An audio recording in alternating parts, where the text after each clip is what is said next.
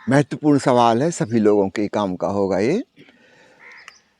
अनाहत नाथ के प्रति प्रीति कैसे पैदा हो, उसी उद्देश्य से हमने यह शिविर रखा है। प्रीति और जागृति का मिलन, लविंग अवेयरनेस। हम सिर्फ अवेयरनेस की साधना करते हैं, खासकर ध्यानी साधक, ज्ञान मार्ग के साधक, सांख्य योग के साधक, हठ योग के साधक, आज्ञा चक्र की साधना करने वाले सिर्फ होश की साधना करते हैं। एक तत्व उसमें मिसिंग रह जाता है, वो है प्रेम का तत्व। और आपने सुना होगा, ओशो के प्रवचनों में पढ़ा होगा, बार बार वे एम्फेसाइज करते हैं कि होश और प्रेम दो बातें महत्वपूर्ण हैं। कुछ लोग प्रेम मार्ग को चुन लेते हैं जो हृदयपूर्ण है, भावपूर्ण है ना। वो सोचते हैं भक्ति ही सब कुछ है। उनकी बात में भी गलती हो जाती है, वो होश को नहीं साधते। उनके अंदर प्रेम का तत्व तो है, भावना तो है, लेकिन वह बेहोशी पूर्ण होती है और वह भावना फिर नए प्रकार के सांसारिक संबंधों में बदल जाती है। वो सब बेहोशी पूर्ण होते हैं और उससे कोई सुख और शांति घटित नहीं होगी, फिर नए नए दुख पैदा हो जाएंगे। अधिकांश लोगों के जीवन में प्रेम दुख का सबसे बड़ा कारण है। ईसा मसीह कहते हैं प्रेम ही परमात्मा है, और ओशो कहते हैं परमात्मा ही प्रेम है। हमें उनकी बात पे भरोसा नहीं आता, क्योंकि हमारे जीवन में और हम अपने आसपास देखते हैं प्रेम की वजह से ही सारे दुख हैं। अभी थोड़े दिन पहले एक सज्जन मेरे पास आए थे, कहने लगे कि मैं सामान्यतः प्रसन्न रहता हूँ, सबके प्रति बड़ा भाईचारा और लगाव भी महसूस करता हूँ, किसी पे मेरी नाराज़गी नहीं होती, मैं जल्दी गुस्सा नहीं होता। बस एक मेरा बेटा है, उसकी शक्ल देखते से मेरा खून खौल जाता है, उस पे मैं बहुत नाराज़ रहता हूँ। वो कुछ भी कहे, मेरे अंदर से क्रोध ही पैदा होता है। ऐसा क्यों? कहते बहुत साधना की मैंने, एक जगह मैं बिल्कुल असफल हूँ। मैंने उनसे कहा कि बेटे के साथ आपका अपेक्षा का संबंध है, जिससे आप गहरा प्रेम कर रहे हैं, जिसको आपने जन्म दिया है, पालन पोषण किया है, शिक्षा प्रदान की है, उससे आपके मन में एक्सपेक्टेशन है कि उसको कैसा होना चाहिए। कोई बेटा वैसा नहीं हो सकता जैसा पिता चाहते हैं। बेटे का अपना जीवन है, उसकी अपनी पिछले जन्मों की कहानी है। वो अपनी आकांक्षाएं पूरी करने इस दुनिया में आया है, आपकी महत्वाकांक्षाएं और अपेक्षाएं पूरी करने के लिए नहीं आया। उसको आपके बारे में कुछ नहीं पता था। वो आपसे आया जरूर है, वो आपका नहीं है। उसकी अपनी लंबी कहानी है, करोड़ों साल का सिलसिला, उससे उसका मन निर्मित हुआ है। वो अपनी अधूरी वासनाएं पूरी करने आया है, आपकी पूरी करने के लिए नहीं। इसलिए वहाँ पे एक संघर्ष है। आप चाह रहे हैं मेरा बेटा मेरे कहे अनुसार हो, वो कुछ और ही हो गया।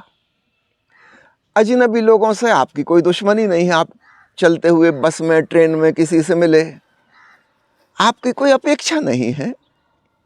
वो व्यक्ति आपके अनुकूल व्यवहार भी नहीं कर रहा, तो भी आपको नाराज़गी नहीं आएगी। आपको क्या लेना देना? घंटे 2 घंटे की बात है, आप अपनी स्टेशन या आने पर उतर जाएंगे, वो उतर जाएगा। हो सकता है ज़िंदगी में कभी दोबारा मुलाकात भी ना हो। आप सभ्यतापूर्ण औपचारिकता वाला संबंध उससे 2-3 घंटे निभा लेते हैं। ना उसको आपसे कोई लेना देना, ना आपको उससे कुछ लेना देना। नहीं, आपको सावधान होना होगा, क्योंकि जहाँ आपका प्रेम है वहीं पर आपकी अपेक्षाएं हैं। सारी दुनिया में पति पत्नी झगड़ते ही रहते हैं, जैसे और कोई उनके पास काम ही नहीं करने का। बड़ी विचित्र बात है।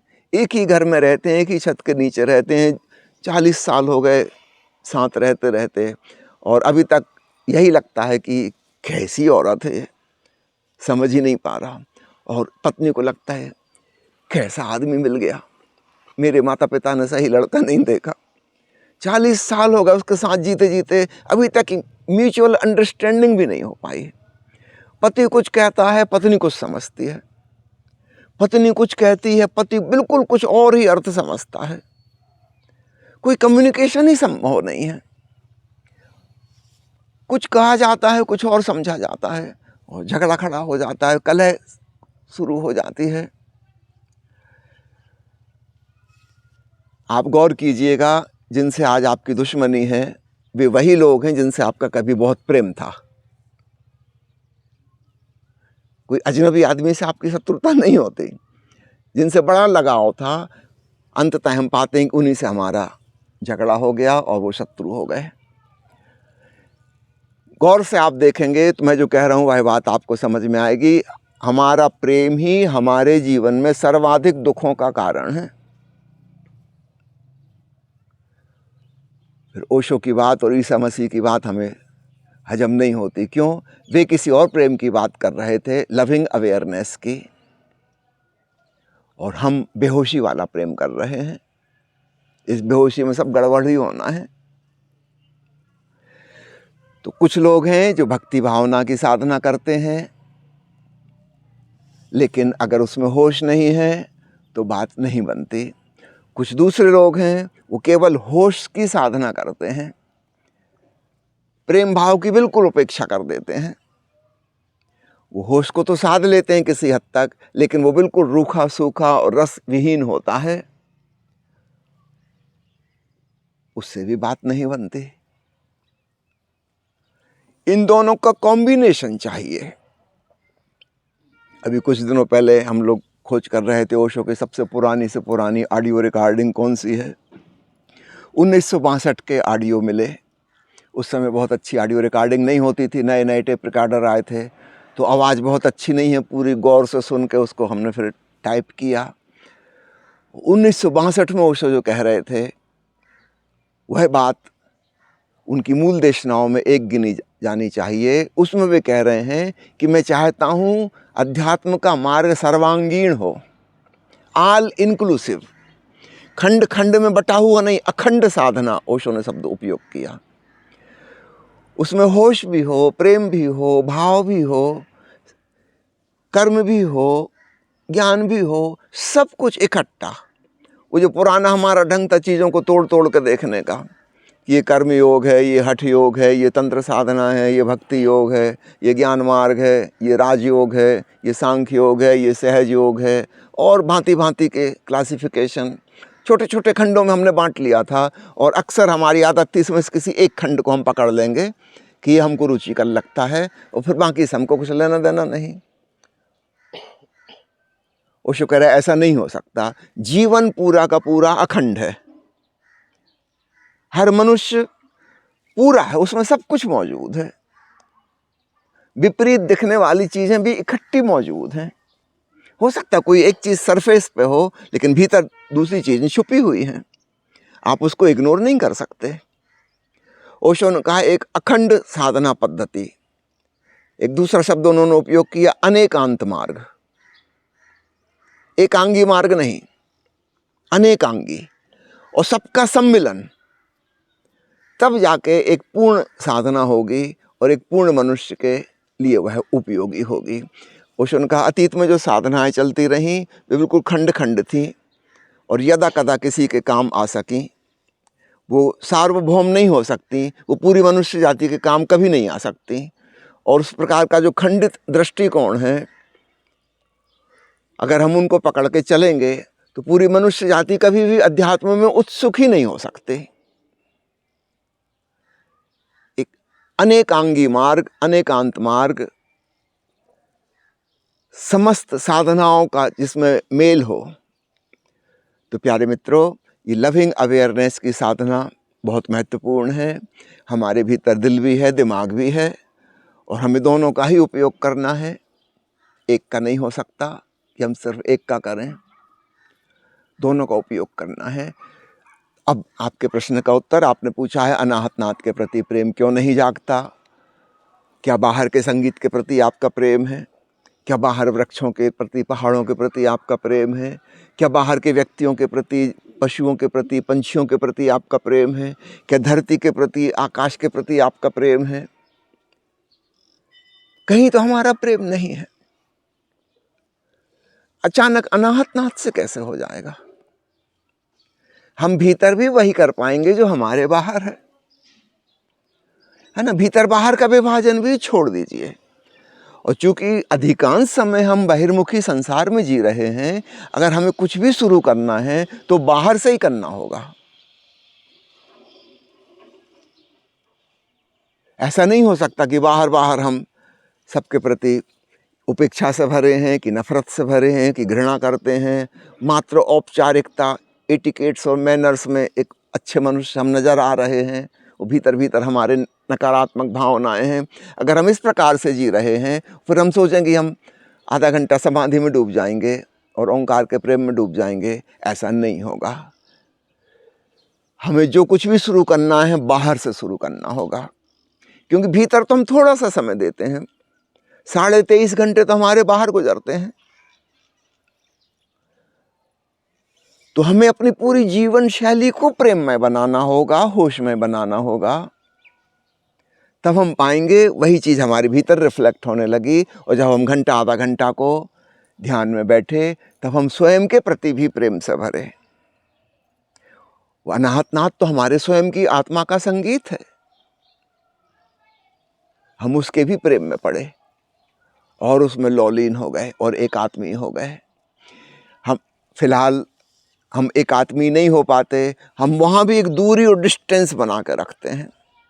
जैसे बाहर के लोगों से हमने दूरी बना कर रखी थी, एक सेफ डिस्टेंस। कोई कितना ही निकट का हो, कितना ही संबंधी हो, कितना ही प्रेमपूर्ण हो, फिर भी एक दूरी है।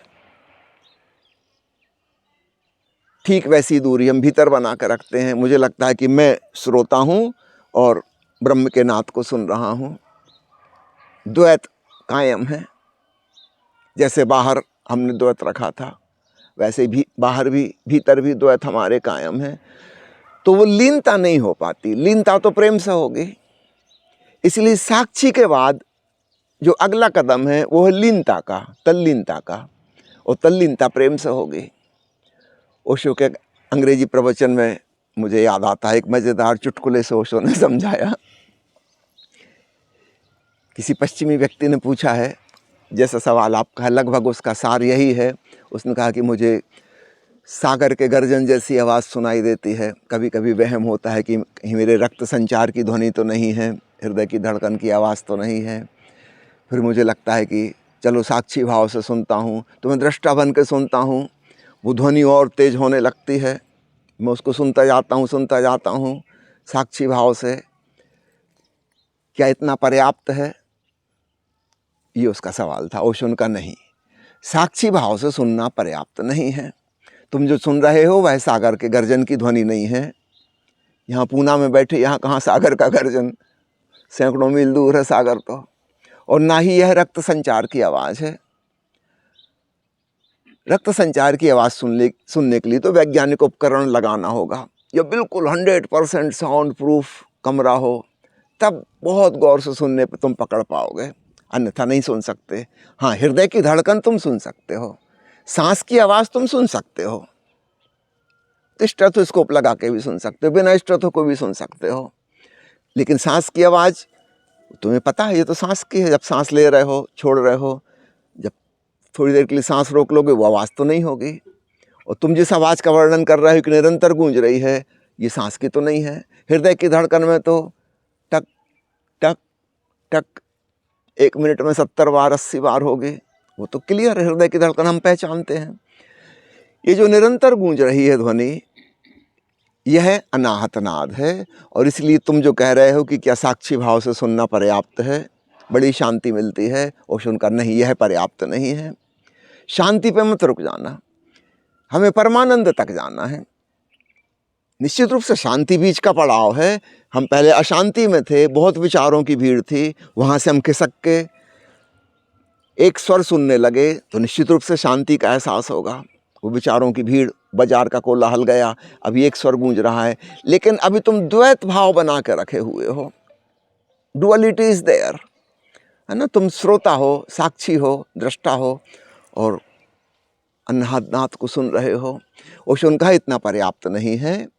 अब इसमें तुम्हें प्रेम भाव जोड़ना है, भक्ति भाव से सुनना है। ये कोई साधारण ध्वनि नहीं है, यह परमात्मा का संगीत है।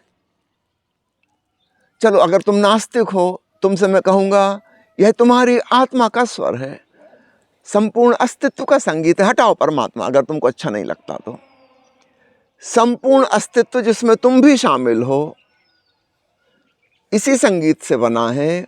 यही तुम्हारी बुनियाद है, यही तुम्हारी जड़ है, इस भाव से सुनो। फिर उन्होंने एक चुटकुला सुनाया, चूँकि अंग्रेजी भाषा में वो पश्चिमी चुटकुला है, हम लोगों को शायद जल्दी पकड़ में न आए, उसके लिए आप यूरोप की जीवन स्थिति की कल्पना कीजिएगा। एक महिला है, थोड़ी सिरफिरी है, एक साइकोलॉजिस्ट के पास इलाज कराने आती है, बार हर हफ्ते उसका अपॉइंटमेंट रहता है।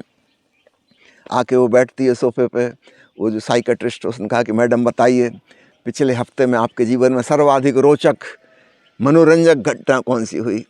हमेशा आप कुछ ना कुछ दुखद कहानी सुनाती हैं डिप्रेशन वाली, पिछले हफ्ते में कुछ एक घटना तो ऐसी घटी होगी जिसमें आपको अच्छा लगा, मज़ा आया। उसने कहा हाँ डॉक्टर साहब, एक घटना रोज़ हो रही, वो एक घटना नहीं, पूरे 7-2 दिन हुई है। डॉक्टर भी प्रसन्न हुआ कि इस महिला के मुख से कुछ सुखदायी बात सुनना आज मिलेगा। उसने बड़े उत्सुकता से पूछा बताइए क्या हुआ? उसने कहा कि पिछले हफ्ते से मैं क्या कर रही हूँ, रात को डिनर पे जब बैठती हूँ तो चूँकि मैं जानवरों को पालने की शौकीन हूँ, मेरे पास खरगोश हैं बहुत, है ना, तो खरगोशों का जो खाना होती है वो मैं अपने हस्बैंड की थाली में रख देती हूँ, और वो टेबल के दूसरी तरफ बैठा रहता है। वो बेचारा निरीह प्राणी जब देखता है कि उसको ये क्या खाना मिला है, पत्नी से कौन झगड़ा करे, वो जिस प्रकार से वो खाना खाते हुए, खरगोश का खाना खाते हुए टुकुर टुकुर मेरी तरफ देखता है, उसकी वो असहाय अवस्था देख के मुझे बड़ी खुशी मिलती है मजबूरी में। फिर ओशो ने चुटकुला सुना के कहा कि ऐसे मत देखना जैसे पति पत्नी को देखता है, ऐसे मत सुनना जैसे पत्नी की बात पति सुनता है। परमात्मा की ध्वनि का श्रवण ऐसे करना, तुम्हारा सर्वाधिक प्रिय व्यक्ति, बहुत प्रेम भाव जोड़ना। पति पत्नी के कंट्रास्ट में हम गर्लफ्रेंड बॉयफ्रेंड का उपमा से समझ सकते हैं, जो एक दूसरे को देखने के लिए, सुनने के लिए तरस रहे हैं, एक एक शब्द पूरा ग्रहण कर रहे हैं कंट्रास्ट में। तो उसने कहा तुम इसमें प्रेम भाव जोड़ो, और सिर्फ प्रेम भी नहीं, और बड़ी बात कहूंगा, श्रद्धा भाव जोड़ो। पतंजलि योग सूत्र में 15वें प्रवचन में ओशो कहते हैं कि जब सद्गुरु देह त्याग देते हैं तो वे ओंकार स्वरूप हो जाते हैं, वे स्वयं ईश्वर का स्वर बन जाते हैं। और पतंजलि कहते हैं अगर तुम्हें अपने विदेही सद्गुरु से जुड़ना है तो अनहद नाथ की साधना करो, उस नाथ को सुनो। अब देखें यहाँ पे पूरा भाव बदला जा रहा है, सद्गुरु की उपस्थिति उसे जानो। तो आप इस ध्वनि को ऐसे नहीं सुनो कि ध्वनि है, इसको ओशो की अमृत वाणी समझो, आप उसमें भाव उलीचो, तब आप पाओगे, आप जुड़ने लगे। क्योंकि ओशो से तो हमारा संबंध है, प्रेम का और श्रद्धा का नाता है, समर्पण का नाता है। अगर हम वो वाला भाव डाल देंगे तो बात एकदम बदल जाएगी।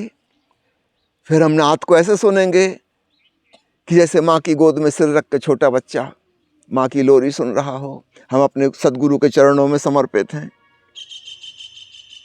और गुरु की वाणी ही गूंज रही है मानो, और हम पाएंगे हमारे इस भाव डालने से सारी बात बदल गई, सारी बात बदल गई, और हम एकात्मीयता महसूस करने लगे। पुनः दोहरा दूं, शुरुआत बाहर से करना। जैसे हम ओशो का प्रवचन सुनते हैं, हम कितने भाव से सुनते हैं, पूरी तरह अलर्ट रहते हैं कि ओशो क्या कह रहे हैं, आगे क्या कहने वाले हैं, एक भी शब्द चूक न जाए कहीं। और इसमें प्रेम भी रहता है ना। अगर प्रेम नहीं होता तो हम सन्यासी क्यों बनते, माला क्यों धारण करते, शिविर में क्यों आते? तो निश्चित रूप से कहीं ना कहीं हमारा लगाव है। तो प्रीति भी है और जागृति भी रहती है ओशो को सुनते हुए, देखते हुए। तो चलो आप पतंजलि की यह बात समझकर कि सद्गुरु जब देह में नहीं है तो वे ओंकार स्वरूप हो गए, समस्त ब्रह्मांड के ब्रह्मनाथ स्वरूप हो गए। अब उनसे अगर जुड़ना है, इसलिए ओशो ने व्हाइट रोब ब्रदरहुड की जो संरचना की वो इसी प्रकार की थी कि पहले उत्सव मना लो, नाच लो, गा लो, ताकि तुम प्रसन्न हो जाओ, दिन भर के जो तनाव थे उससे कटाफ हो जाओ। 10 मिनट 15 मिनट नाच गाकर अब आराम से बैठ जाओ, फिर संगीत बजेगा, बंद होगा। सन्नाटा, फिर संगीत, फिर मौन, फिर संगीत, फिर मौन। क्योंकि संगीत जब बजेगा तो हम सुनने में सारा ध्यान लगा देंगे और अचानक संगीत बंद हो जाएगा। ओशो स्वयं वहाँ इशारा करते थे म्यूजिशियन को, कब तेज करते जाना है, और फिर अचानक सडन स्टॉप। जब सडन स्टॉप हो गया और हम सुनने में संलग्न थे, अब क्या होगा? अनाहत नाद सुनाई देगा। नाचने गाने में, उत्सव मनाने में ऊर्जा जागरण हो गया। यही विधि कुंडलनी ध्यान की है। फिर संगीत बज रहा है, सुनो, और संगीत बंद हो गया। अब अनहत नाद। तो ओशो व्हाइट रोब ब्रदरहुड की पद्धति जो ओशो ने अपने जाने के पहले निर्मित की, वो इसीलिए कि मेरे जाने के बाद भी तुम इसमें डूबते रहना, अनहत नाद से भावपूर्वक जुड़े रहना। तो उस महिला का चुटकुला याद रखिएगा। नात को वैसे नहीं सुनना कि आपकी पत्नी कुछ कह रही है और आप अनमने भाव से मजबूरी में सुन रहे हो कि क्या करें, पति हैं, सुनना ही पड़ेगा। भीतर से एक भीतर दीवार खड़ी हुई है, इस आवाज के प्रति एक प्रतिरोध है ना। मेरे एक मित्र हैं सोनीपत में, उनको गाने का बड़ा शौक है। वो पिछले 3 साल में वो स्टार मेकर पर 7,500 गीत गा चुके हैं। उनको कई अवार्ड मिल चुके हैं स्टार मेकर की तरफ से, है ना। अभी इस दिवाली पे क्या हुआ, उनकी पत्नी पूजा करने बैठी थी, उसने कहा कि यूट्यूब से देख के कोई अच्छा भजन लगा दो, जब वो आरती कर रही थी। तो इन्होंने इन्हीं के द्वारा गाया हुआ एक भजन स्टार मेकर पे वो उसका ऑडियो लगा दिया। डुएट में था, एक महिला भी उसमें गा रही थी और ये सज्जन गा रहे थे। पत्नी ने खूब अच्छी आरती की और कहा कि बहुत ही अच्छा भजन आपने लगाया, किसकी आवाज़ थी? तब इनके बेटे ने कहा कि मम्मी पापा की आवाज़ थी। 7,500 गीत गा चुके,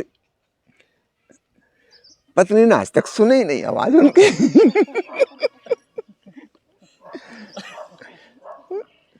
बड़ी प्रभावित हुई कि बड़ा अच्छा भजन था, किसकी आवाज थी?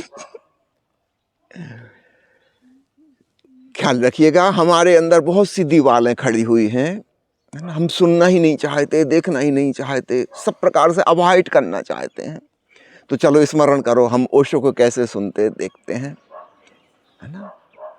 वही भावना आप अनहद नाद श्रवण के साथ लगा दीजिए और बात बन जाएगी। चलिए आज के प्रश्न उत्तर चर्चा को यहीं विराम देते हैं। धन्यवाद।